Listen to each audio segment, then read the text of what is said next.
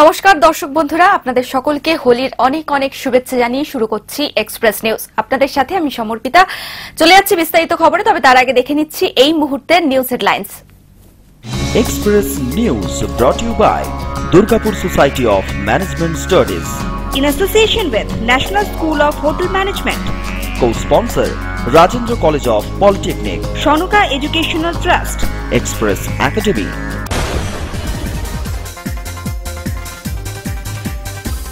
জাতীয় পরিবার সহায়তা প্রকল্পের অধীনে 50টি পরিবারকে 10,000 টাকা করে চেক তুলে দেওয়া হলো রায়গঞ্জ পৌরসভার পক্ষ থেকে।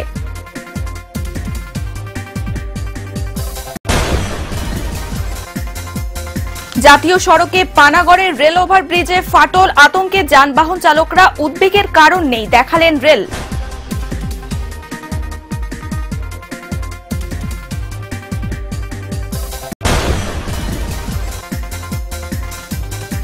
সময়ের ঝড়ঝাপটায় বিলুপ্ত হতে বসেছে পুরুলিয়ার পঞ্চকোট রাজবংশের ঐতিহাসিক নিদর্শনগুলি।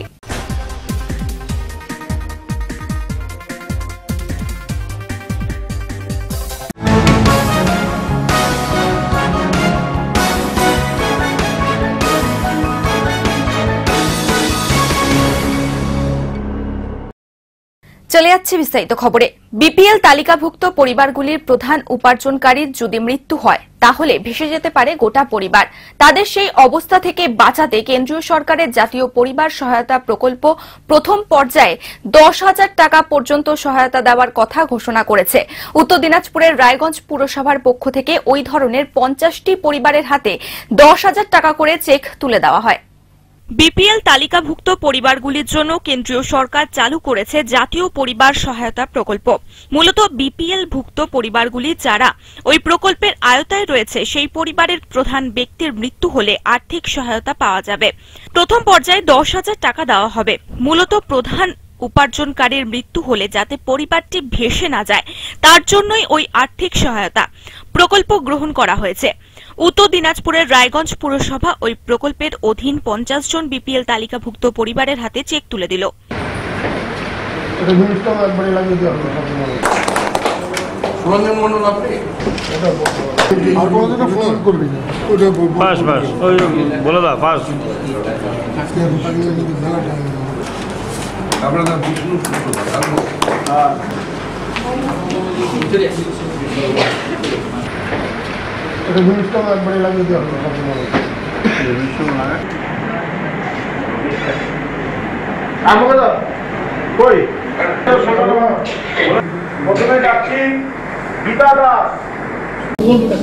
এটা কেন্দ্রীয় সরকারের জাতীয় সহায়তা প্রকল্প। এটা জাতীয় সহায়তা প্রকল্পের জাতীয় পরিবার সহায়তা কেন্দ্রের প্রকল্পের আওতায় যারা বিপিএল অন্তর্ভুক্ত যেসব পরিবার তাদের প্রধানরা যদি কোনো রকম দুর্ঘটনায় মারা যান, পরিবারের প্রধান, এবং তার দ্বারা যদি একমাত্র পরিবারের উপার্জন হয়, সেক্ষেত্রে তাদের যেন অসুবিধা না হয়, আর্থিক অসুবিধা না হয়, সেই জন্য কেন্দ্রীয় সরকারের প্রকল্প।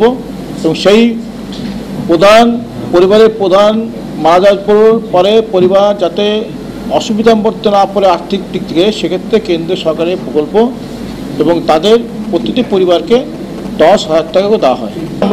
আজকে আমরা 50টি পরিবারকে আমরা দিচ্ছি চেক 10,000 টাকা চেক। 10,000 টাকা করে ওই চেক পেয়ে খুশি পরিবারগুলি। যদিও পঞ্চায়েত ভোটের দামামা বেঁচে যাওয়ার পরেই ওই চেক দেওয়ার পেছনে রাজনৈতিক উদ্দেশ্য রয়েছে বলে মনে করছেন অনেকেই। তবে দরিদ্র পরিবারগুলি ওই টাকা পেয়ে কিছুটা হলেও উপকৃত হবে তাতে সন্দেহ নেই। ব্যুরো রিপোর্ট, এক্সপ্রেস নিউজ, উত্তর দিনাজপুর। এক্সপ্রেস নিউজের সময় এখন একটা ছোট্ট বিজ্ঞাপন বিরতির। ফিরে আসছি আরো অন্যান্য গুরুত্বপূর্ণ খবর নিয়ে, সঙ্গে থাকুন।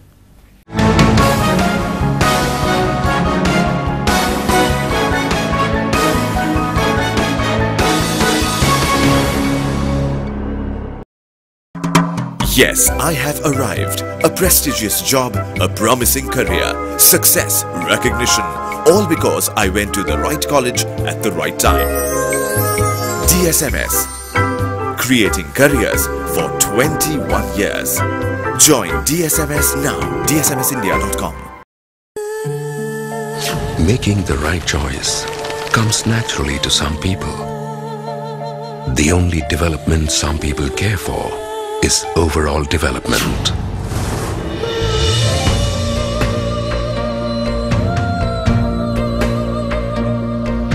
there is only one number known to some people. NSHM Knowledge Campus. Settle for the best. Rajendranath College of Polytechnic Durgapur. Approved by AICTE. Affiliated to WBSCTE. Unbelievable cost with ultra-modern infrastructure in the following streams: Mechanical, Civil, Electronics, Telecommunication, Electrical, Computer Science and Technology. No donation, no caption fees. Placement assistance.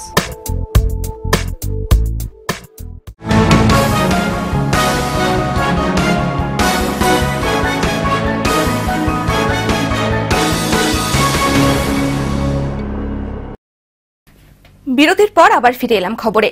একসময় জাতীয় সড়কে পানাগড়ে rail gate ছিল একটা জ্বলন্ত সমস্যা, কিংবা তার চেয়েও বেশি কিছু। বহু বছরের চেষ্টার পর তৈরি হয়েছিল রেলওয়ে ওভারব্রিজ। জাতীয় সড়কে ওই ব্রিজের ওপর দিয়ে দৈনিক লক্ষাধিক যানবাহন চলাচল করে। যে ব্রিজের বিভিন্ন জায়গায় ফাটল দেখা দেওয়ায় আতঙ্কিত স্থানীয় বাসিন্দারা। যদিও রেল কর্তৃপক্ষ বলেছে আরবি নিয়ে উদ্বেগের কোনো কারণ নেই, শীঘ্রই শুরু হবে সংস্কারের কাজ। একসময় জাতীয় সড়কের পানাগড়ে রেলগেট ছিল যানবাহন চালকদের কাছে বিভীষিকা। রেলগেট একবার বন্ধ হলে কবে খুলবে তার জন্য প্রতীক্ষা করতে করতে গাড়ির লাইন পড়ে যেত কয়েক কিলোমিটার। এর মধ্যেই সবাই আগে যাওয়ার আশায় যত্রতত্র যানবাহন দাঁড় করিয়ে দেওয়ার ফলে দেখা দিত চরম বিশৃঙ্খলা। ঘণ্টার পর ঘণ্টা অপেক্ষা ছাড়া কোনো গতিই ছিল না। অন্তঃসত্ত্বা মহিলা থেকে গুরুতর অসুস্থ রোগীকে নিয়ে হাসপাতালে ভর্তি করতে যাওয়ার পথে ওই যানজটে আটকে গেলে একমাত্র ঈশ্বরের ওপর নির্ভর করা ছাড়া আর কোনো উপায় ছিল না। দুর্বিষহ ওই যন্ত্রণা থেকে মুক্তি পেতে শেষ পর্যন্ত রেল একটি ওভারব্রিজ তৈরির সিদ্ধান্ত গ্রহণ করে। রাজ্য পূর্ত দফতরের সহযোগিতায় ওই ওভারব্রিজের কাজ শেষ হওয়ার পর দীর্ঘদিনের একটি সমস্যা মিটে যাওয়ায় খুশির হাওয়া নেমে আসে সব মহলেই। যানজট সমস্যা থেকে মুক্তি পেতে খুশি যানবাহন চালক থেকে স্থানীয় বাসিন্দারা। তবে জাতীয় সড়কের মতো ব্যস্ততম রাস্তায় প্রতিদিনই লক্ষাধিক যানবাহনের চলাচল। মালবাহী লরিগুলি নিয়মনীতির তোয়াক্কা না করেই বহুগুণ বেশি মাল বহন করে। ফলে ওই রেল ওভারব্রিজ বা আরবিতে ইতিমধ্যেই বহু জায়গায় ফাটল ধরা পড়েছে। বহু জায়গার নাটবল্টু খোলা অবস্থায় রয়েছে। ওই আরবির অবস্থা নিয়ে রীতিমতো চিন্তিত স্থানীয় বাসিন্দারা।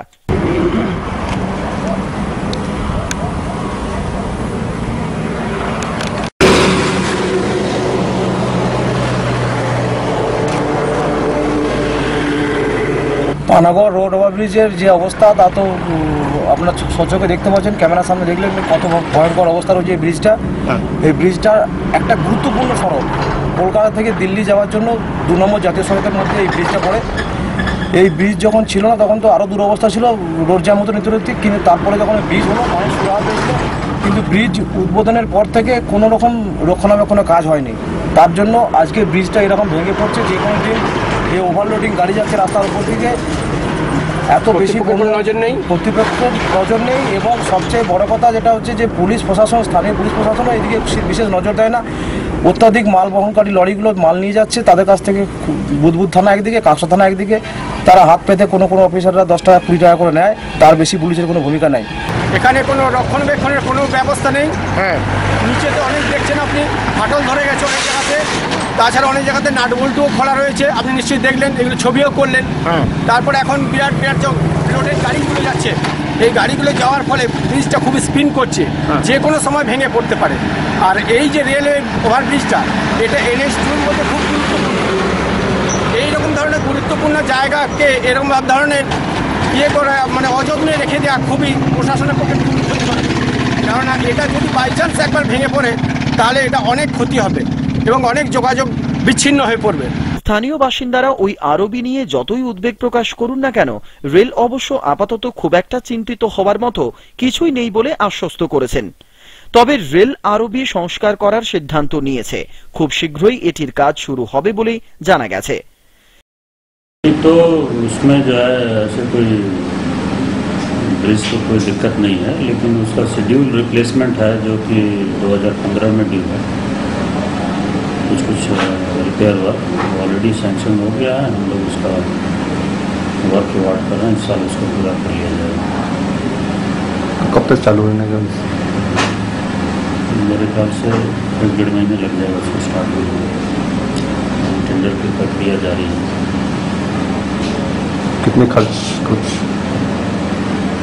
का अभी अनुमान नहीं है, वो तो जो सैंक्शन एस्टिमेट में है वो मुझे उसकी अद्यतन जानकारी नहीं है। কবে কাজ শুরু হবে তা নির্দিষ্ট দিন না দিলেও 1-1.5 মাসের মধ্যে শুরু হওয়ার আশ্বাস দেওয়ায় কিছুটা হলেও স্বস্তির নিঃশ্বাস পড়েছে। তা না হলে সম্প্রতি উল্টো ডাঙায় ভেঙে পড়া ওভারব্রিজের মতোই অবস্থার আশঙ্কাকে উড়িয়ে দিচ্ছেন না কেবি। আশিস আঁকুড়ের রিপোর্ট, এক্সপ্রেস নিউজ, দুর্গাপুর। এখন সময় আরো একটা বিরতির, ফিরে আসছি আরো খবর নিয়ে।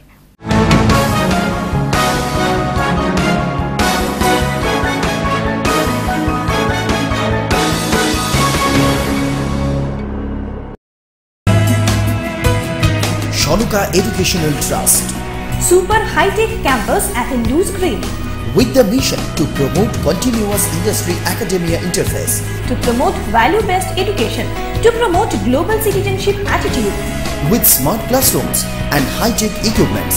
The revolutionary paperless education, First time in this region. well-equipped workshop, laboratory, updated library, AC and non-AC hostel facilities. Campus Molandigi 10 km from Enish to Durgapur. Shanuka Educational Trust.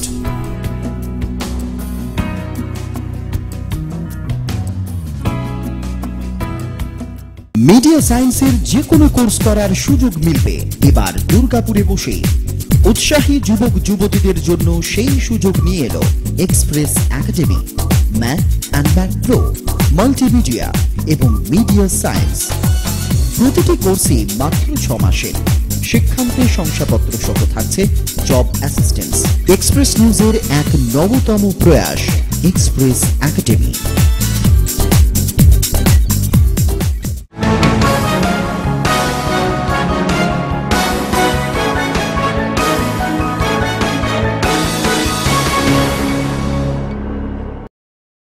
বিরতির পর আবার ফিরে এলাম খবরে। গড় পঞ্চকোট রাজার ঐতিহাসিক নিদর্শন, 6ষ্ঠ-10 শতকের প্রাচীন নিদর্শন আজ বিলুপ্তির পথে। 5টি গড়কে নিয়ে রাজত্ব ছিল রাজার। পুরুলিয়ার নিতুরিয়া থানা এলাকায় বিশাল পাহাড়ের কোলে ছিল সেই রাজত্ব। এখনো তার চেয়ে কিছু নিদর্শন রয়েছে অযত্নে, অবহেলায়। তারই কিছু খণ্ডচিত্র আমাদের ক্যামেরায়। বিশাল পাহাড়, সেই পাহাড়ের কোলেই রাজা গরুর নারায়ণ সিং দেওয়ারের রাজত্ব। 5টি গড়কে নিয়ে রাজত্ব, তাই বলা হতো পঞ্চকোট রাজ। আর পাহাড়ের নাম পঞ্চকোট পাহাড়। সে পাহাড় ষোড়শ শতাব্দীর সময়ের কথা।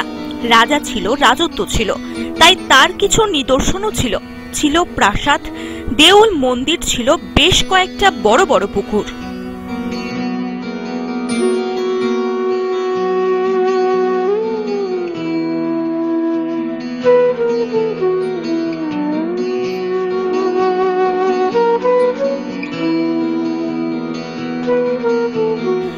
প্রকৃতির নির্মম ঝড়ঝাপটায় তার অনেকটাই চলে গেছে কালের গহরে। কিছু কিছু নিদর্শন আজও খণ্ডহর প্রায় হয়েও মাথা উঁচু করে জানান দিচ্ছে রাজার অস্তিত্বের। সেই সব অস্তিত্বের প্রমাণ আর কতদিন টিকে থাকবে সেটাই এখন লাখ টাকার প্রশ্ন। এখন সংস্কার না হলে পরবর্তী প্রজন্মের কাছে পঞ্চকোট রাজার গল্পই হয়ে থেকে যাবে।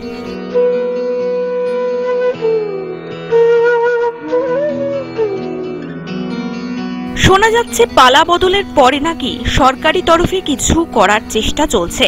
অন্তত এলাকার বিধায়ক তেমনটাই শোনালেন।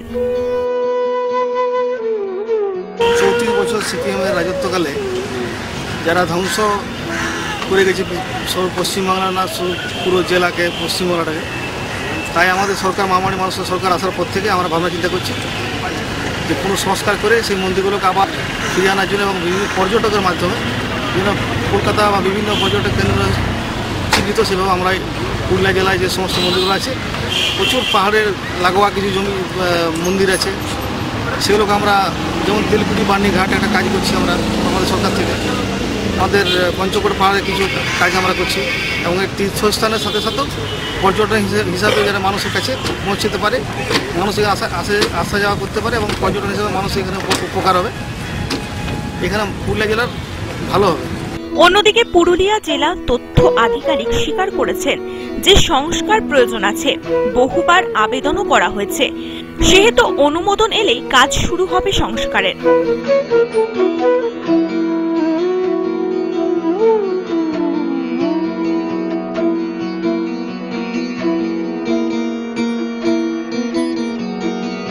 আমরা অনেকদিন ধরেই আমাদের যে তথ্য সংস্কৃতি আর্কিওলজি ডিপার্টমেন্ট রয়েছে, পুরাতত্ত্ব বিভাগ, তাদের কিন্তু দৃষ্টি আকর্ষণ কিন্তু আমরা করে যাচ্ছি, কিন্তু যে কোনো কারণে হোক তারা কিন্তু এখনো কোনো রকমভাবে আমাদের রেসপন্ড করেনি। বিগত দিনের চাইতে দিন দিন কি হচ্ছে মনে করছেন? এই যে এই জায়গাগুলো দেখুন, এগুলো মোটামুটি 6ষ্ঠ শতাব্দী বা 7ম শতাব্দী। এগুলো আমাদের খুব কি বলবো, কপাল ভালো বলতে হবে যে জিনিসগুলো এখনো মোটামুটি টিকে আছে। এতে প্রকৃতির নিয়মিত এগুলো তো যদি কোনো মেনটেন্যান্স যদি না হয়, এগুলো তো আস্তে আস্তে ধ্বংস হয়ে যাবে বা ধ্বংস হওয়ার পথে চলে যাবে, এটাই তো স্বাভাবিক।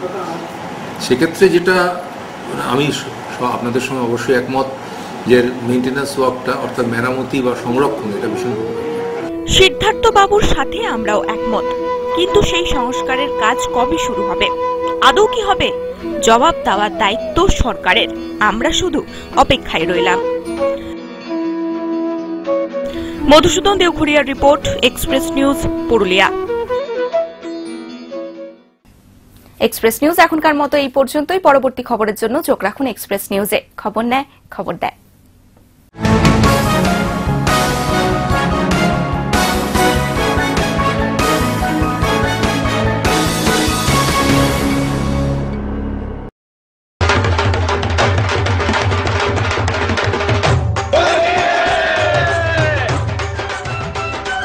A very happy Holi to all of you out there. Enjoy yourselves. Don't waste too much water and stay safe. Try and find a cleaner way to play Holi.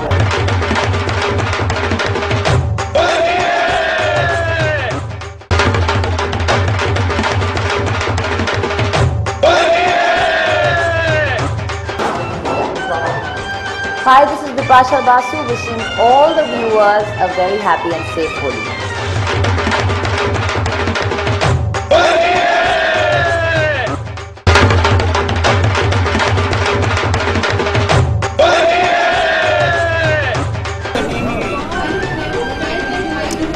हमको तो अपनों ने मारा, गैरों में कहाँ दम था। हमको तो अपनों ने मारा, गैरों में कहाँ दम था। आज पीने को नहीं मिली क्योंकि 10 का नोट कम था। हैप्पी होली।